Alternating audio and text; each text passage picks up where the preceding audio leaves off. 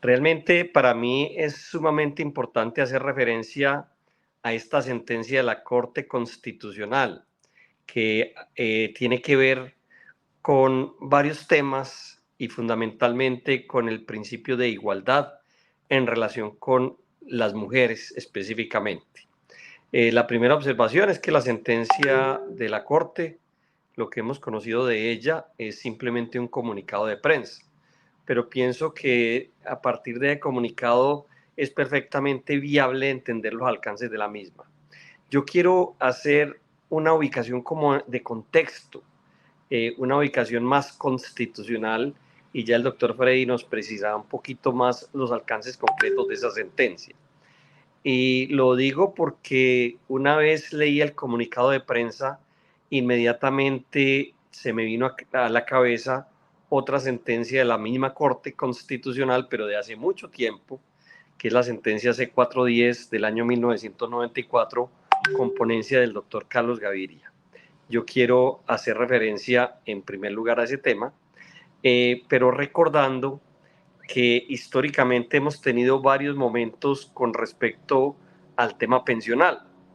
Un momento de corte trascendental, para bien o para mal, cada cual lo calificará, es la Ley 100 del año 1993. Quiero recordar que para efectos de la pensión de vejez o pensión de jubilación, como se llamaba anteriormente, normalmente las normas han exigido dos requisitos para el hombre o para la mujer: un requisito de tiempo de servicio y otro requisito de la edad. Entonces se ha sostenido que para poder acceder al derecho es necesario que se cumplan los dos requisitos. Y históricamente ha habido normalmente una distinción especialmente frente a la edad entre el hombre y la mujer. Cuando entró la ley 100 del año 93, la legislación que existía en el sector privado decía que las mujeres se pensionaban a los 55 años, los hombres a los 60, y que tenían que cotizar en principio 1.000 semanas de cotización, que son casi 20 años de servicio.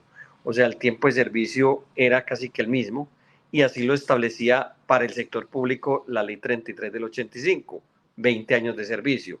La ley 33 del 85 sí igualaba la edad del hombre y la mujer para el sector público. Pero digamos que históricamente lo normal ha sido que el tiempo de servicio, hombre y mujer, haya sido el mismo, la edad haya sido diferente. Eso es como lo que se ha manejado.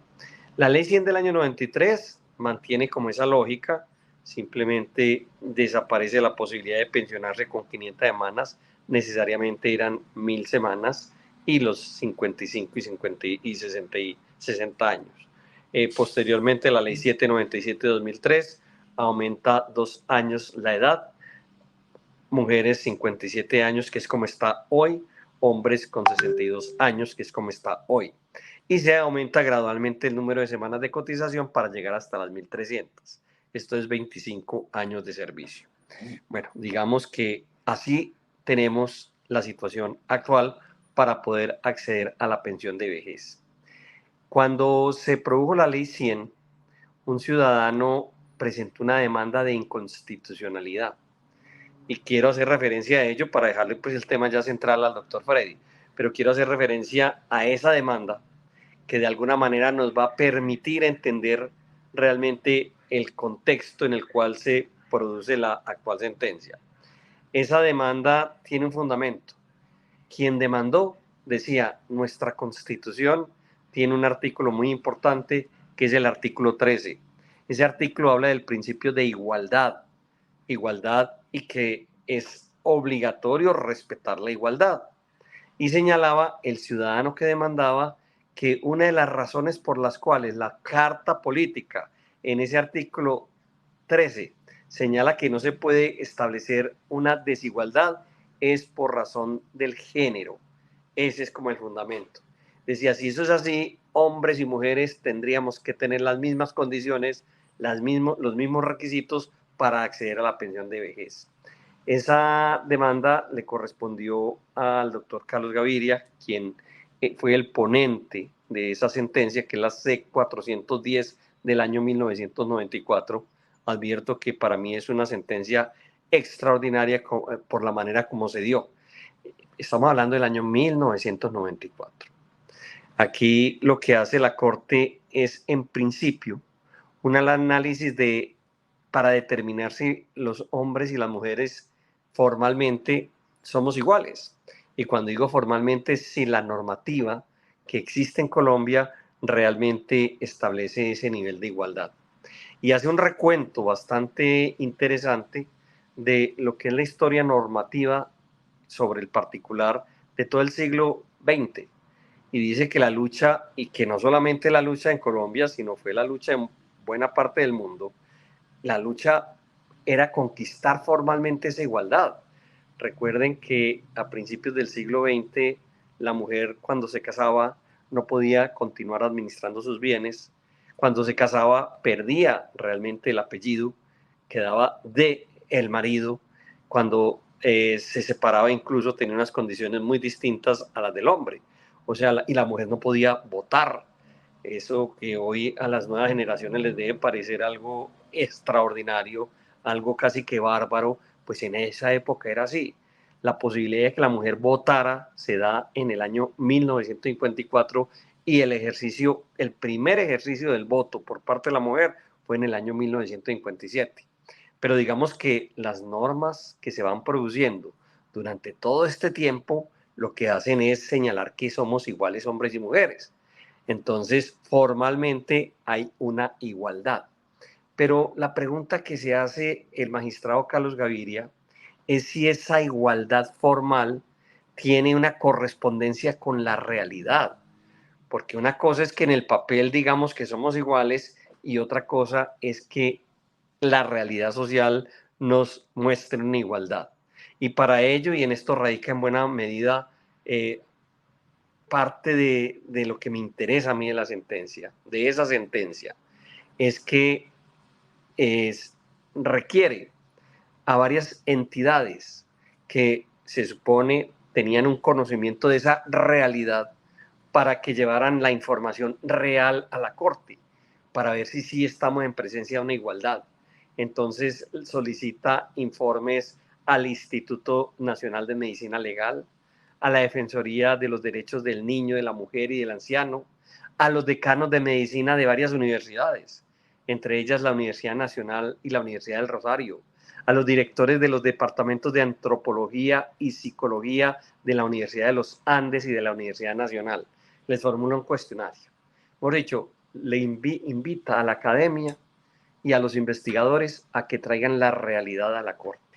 Y efectivamente hace el análisis y el análisis es bien interesante porque a lo que llega la Corte es a determinar que realmente en la práctica se mantenía una gran desigualdad entre hombre y mujer.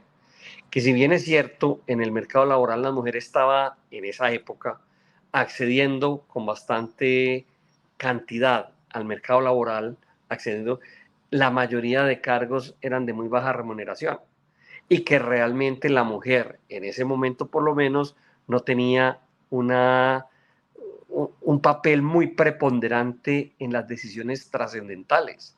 Y para eso bastaba con mirar la conformación de las cortes, la mayoría sin duda hombres, la conformación o la dirección de entidades privadas como las bancas, los bancos, la mayoría hombres, etcétera. O sea, la mujer estaba entrando en el mercado laboral, pero no tenía, digamos, cargos bastante representativos. Dice, por ejemplo, que en ese momento la mujer efectivamente tiene un papel importante en el campo laboral. La Defensoría Delegada para los Derechos de la Niñez, Mujer y el Anciano reveló que, según la encuesta de hogares realizadas en el año 91, en las 4 principales ciudades del país, el 41% de la población económicamente activa son mujeres. Entre el 73 y el 85 se incorporaron cerca de 3 mujeres por cada hombre que ingresó a la fuerza de trabajo, lo cual significó un aumento importante en la vinculación del mercado laboral. Sin embargo, dice Carlos Gaviria, cuando la mujer logra superar el obstáculo inicial de acceder a un trabajo, las dificultades persisten, impidiéndosele en gran medida la promoción dentro del mismo, porque la organización laboral sigue asentada sobre bases masculinas. Las normas y las experiencias de los hombres dominan el mundo del trabajo, que se estructura conforme a un modelo en el que la presencia femenina se torna extraña y por ende inestable. La delimitación de las esferas de actuación de uno y otro sexo es un dato tan corriente y antiguo que no precisa prueba alguna. La segregación profesional divide el mercado del trabajo, relegando a la mujer a ocupaciones secundarias y más remuneradas. Y sigue pues el maestro Carlos Gaviria señalando algunos datos estadísticos que soportan, que demuestran que efectivamente eso era así. Están ingresando al mercado laboral, decía, pero no en igualdad de condiciones. No en los cargos de dirección, no en los cargos de manejo, sino por el contrario, en cargos mal remunerados. Pero le agrega otro elemento que es bien interesante. Es de anotar que el panorama sucintamente descrito ofrece particulares incidencias cuando se trata de hogares con jefatura femenina, la violencia crónica productora de un elevado número de viudas, el divorcio, el abandono, la emigración y el denominado madre solterismo incrementan el porcentaje de mujeres cabeza de familia. Hablaba de un 25%, fenómeno que en una importante proporción se presenta en los sectores pobres. Tampoco puede olvidarse que dentro de los grupos discriminados existen subgrupos sometidos a un grado más alto de presión como consecuencia del estado civil o de la situación familiar. Las mujeres casadas normalmente soportan mayores dificultades para su acceso y permanencia en el trabajo y de ordinario lo abandonan más temprano. Sin embargo, en muchos países se registra un aumento de su participación en la población activa, independientemente de que tengan hijos o no. Bueno, entonces esas son realidades que van haciéndole pensar al magistrado que efectivamente la obligación del Estado no solamente es garantizar una formal igualdad, sino realizar lo que llaman acciones positivas, acciones afirmativas. Y desde ese punto de vista consideró Carlos Gaviria que hay que leer de manera bastante precisa ese artículo 13 de la Carta Política, el que yo ya mencionaba que sirvió de fundamento para efectos de la demanda. Pero el análisis tiene en cuenta todo el articulado. El articulado se puede componer en varias partes, como lo voy a leer enseguida. Ese artículo 13 dice, todas las personas nacen libres e iguales ante la ley, recibirán la misma protección y trato de las autoridades y gozarán de los mismos derechos, libertades y oportunidades, sin ninguna discriminación por razones de sexo, raza, origen nacional o familiar, lengua, religión, opinión política o filosófica. Hasta ahí esa primera parte. Y esta primera parte es lo que le sirvió al demandante de fundamento para argumentar su demanda, porque recuerden lo que acabo de leer, razones de sexo, no puede haber tratos desiguales por razones de sexo. Sin embargo, Carlos Gaviria dice, hay que leer de manera integral el artículo. El Estado promoverá las condiciones para que la igualdad sea real y efectiva y adoptará medidas en favor de grupos discriminados o marginados. Entonces, por eso es que hace esa investigación para tener elementos de juicio y para determinar si efectivamente hay una igualdad real o no existe. Y si no existe, para determinar si el trato distinto, no discriminatorio, sino diferente, realmente se compadece con esta previsión normativa que señala que el Estado debe buscar que esa igualdad sea efectivamente real. Y llega a la conclusión de que sin duda una medida bastante importante que se presentaba en aquella oportunidad es que se establezcan normativamente condiciones de edad diferentes. Esa es una acción afirmativa del Estado que tiene toda la justificación constitucional y que tiene toda la justificación en ese momento histórico que se planteaba. De alguna manera, uno se preguntaría, bueno, pero eso pasaba en el año 1994. ¿Será que después de más de 25 años la situación sigue igual? o sigue peor o ha mejorado. Yo creo que habrá que esperar la lectura de la sentencia, que asumo que tiene en cuenta, pues obviamente, temas de actualidad, obviamente, y que de alguna forma va a actualizar el tema. Porque aquí ya lo que estudia es si tratar igual a las mujeres es un trato discriminatorio en materia pensional. Y aquí, pues obviamente la conclusión, ya ustedes saben, lo que dijo la Corte Constitucional es que realmente eso no se compadece con el Estado Social de Derecho. Entre otras, porque las mujeres, cuando tienen hijos, normalmente, o es muy común, se tienen que alejar del trabajo para poder formar a los hijos, para poderlos educar en la primera etapa, para poder cuidarlos. Y eso implica que abandonan su puesto de trabajo y hay tiempos bastante grandes. Ese tema hay que tenerlo en cuenta, y adicionalmente viene lo que hoy se está trabajando bastante, que lo trabaja el proyecto de la reforma laboral, que lo tenía el proyecto de la reforma pensional, que es la famosa economía del cuidado. La mayoría de personas que se dedican al cuidado de otras personas son mujeres, y eso estadísticamente es absolutamente claro. O sea que lo que dice la Corte realmente es que una mujer, para que logre los 25 años de trabajo, como lo establece la legislación hoy, es algo bastante difícil, muy complejo de que lo logre. Por eso le parece razonable que las mujeres puedan obtener la edad de el número de 1.000 semanas como requisito para obtener esa pensión, 20 años. Obviamente es más fácil lograrlos que 25 años, que a veces es prácticamente imposible. Tengamos en cuenta que llegar a los 20 años es muy difícil. O sea, 25 pues para muchos es casi imposible en una economía tan compleja como la que vivimos en este momento. Entonces, esa es como la razón, yo diría, que tiene la Corte para tomar esta determinación, o las razones. O sea, son razones bastante entendibles, y creo que efectivamente la Corte Constitucional está mandando un mensaje muy claro a la sociedad, que realmente debemos adoptar medidas claras, concretas, para que esa brecha de género realmente se vaya reduciendo notablemente. Ese es un mensaje extraordinario.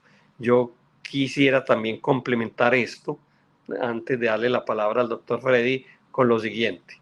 Si ustedes miran el proyecto de reforma pensional, que hago un paréntesis acá, hoy fue aprobado en la Comisión Séptima del Senado. Ese proyecto tiene la preocupación del trato a la mujer. Y recuerden ustedes, los que le han hecho el seguimiento, que el proyecto pretende que las mujeres que tienen hijos se les reduzca 50 semanas por cada hijo, hasta llegar a 3 hijos, o sea, a 150 semanas de reducción. De acuerdo con el proyecto inicial, lo que se decía es que tendría que permitirse que una mujer que tuviera 3 hijos no tuviera que cotizar 1.300 semanas, sino 1.150. Entonces, ahora viene esta sentencia que dice, no, es que no son 1.150, son 1.000 semanas, con o sin hijos para las mujeres. Y tiene una fecha que Freddy lo va a decir desde cuándo debería comenzar, aunque quiero hacer otra observación enseguida. Pero digamos que viene la inquietud interesante que surge a partir de la sentencia, es que se mantendrá o no se mantendrá ese beneficio a las mujeres, pero ya no tomando como punto de referencia las 1.300 semanas, sino 1.000 semanas. Es decir, una mujer que tenga un hijo ya no tendría que cotizar 1.000 semanas, sino 950, con 2 hijos 900 y con 3 hijos 850. Yo creo que eso se debe mantener. ¿Cuál es la dificultad eventual? El tema financiero, que incluso hoy escuchaba muy detenidamente el debate que se dio en la Comisión Séptima del Senado, que vale la pena que lo analicen, lo vean. Eso queda colgado en YouTube. Es un debate importante, me parece que lo han trabajado con bastante seriedad. Por lo menos los senadores de la Comisión Séptima tuvieron la responsabilidad de estar y no dañar el quórum, como está ocurriendo con los otros proyectos. Aquí lo hacen de manera muy responsable. Los que están en oposición se ve que han hecho un estudio muy serio y hacen propuestas bien interesantes. Muy interesante que le hagamos el seguimiento porque obviamente esto nos va a afectar a todos. Pero yo veía que permanentemente hacían referencia a la sentencia. O sea, es probable que la sentencia, y así debería ser, quede incorporada en el proyecto de ley o en la ley que resulte de este tema que, como les decía, ya fue aprobado en la Comisión Séptima. O sea, ya siguen los otros debates posteriores. Eso va a ser bien interesante y ver cómo se va a cuadrar el tema. Yo veía también que algunos senadores proponían prácticamente que no se hiciera nada sobre el particular porque no se conoce el texto completo de la sentencia, lo cual no es necesario en mi criterio porque considero que con el comunicado de prensa y este antecedente que le acabo de mencionar, con esos es posible entender realmente cuál es el alcance de la decisión. Lo que la Corte dice finalmente es que esa reducción va a ser posteriormente, no es inmediato. O sea que vamos a tener un tiempo en el cual se debería de hacer la reducción y se va a reducir gradualmente, aunque eso nos lo va a explicar Freddy más adelante. Pero tengamos en cuenta que lo que dijo la Corte no es que necesariamente tenga que ser ni en ese momento, ni desde ese momento, ni en ese número de semanas de reducción. El Congreso podría adelantarse al momento. El Congreso podría, si logra un consenso con el gobierno y si se considera que existe la posibilidad financiera para ello, hacer que esto comience el próximo año. Y podría también, si hay voluntad política y obviamente hay consenso y hay un estudio serio financiero sobre el particular, determinar que esto comience no reduciendo solamente 50 semanas para el primer año, sino de una vez la reducción de las 1000 semanas. Eso está abierto, eso está abierto. Yo creo que no va a pasar lo que acabo de señalar, creo que es posible que sea concordante con el tope máximo que establece la Corte Constitucional, pero jurídicamente, entre las posibilidades que le entiendo la sentencia, eso podría ocurrir.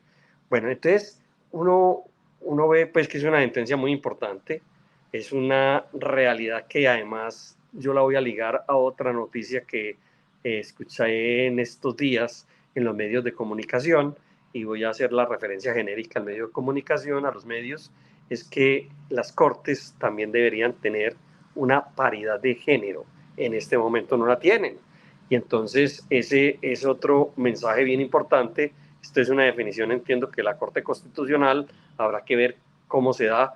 Quien daba la noticia decía que no habían definido realmente el alcance ni cuándo comenzaba ello, sino que sean la mitad magistrados hombres y la mitad magistradas mujeres. Ese es como el gran reto y para mí sería un gran avance porque todavía hoy seguimos con unas diferencias enormes en esas máximas corporaciones judiciales que son las que yo creo que tienen que dar ejemplo en esta materia. Y yo voy a ligar un poco este tema a la estadística y para ir concluyendo, la estadística en una ciudad como Medellín. En Medellín las mujeres representan el 53% de la población, o sea, son más mujeres que hombres. Pero hay unos datos que son llamativos y que van de la mano con lo que acabamos de señalar. Es decir, casi que justifican claramente lo que hace la Corte. En la ciudad de Medellín, y esto lo estoy tomando de este documento, este instrumento tan importante que periódicamente se está produciendo en varias ciudades, en este caso Medellín, ¿cómo vamos? Dice que en Medellín en la última década cambiaron los roles de hogar. La jefatura del hogar en cabeza de las mujeres en el 2013 era del 45% y en el 2022 del 58%. Pero ojo, el 73% de los hogares con jefatura de hogar femenina son monoparentales, es decir, son ellas solitas. Y cuando ocurre eso, pues obviamente ellas cumplen varios roles, el cuidado, el tener a los hijos, el cuidar a los hijos y además el subsistir, el rol de ser trabajadora necesariamente. Esto entre muchas otras funciones que realmente cumplen las mujeres y por eso creo que eso lo justifica. En ese hay un documento bastante completo sobre la situación de las mujeres donde nos muestran igualmente las estadísticas del cuidado. La mujer se dedica mucho al cuidado del papá, de la mamá o de los hijos o del marido inclusive. Entonces estamos hablando de una justificación absolutamente clara y necesaria. Estos documentos vale la pena que los tengamos en cuenta permanentemente y la sociedad tiene la obligación de estar haciendo esa evaluación permanente. La pregunta es, ¿qué tanto hemos cambiado desde el 94 hasta ahora?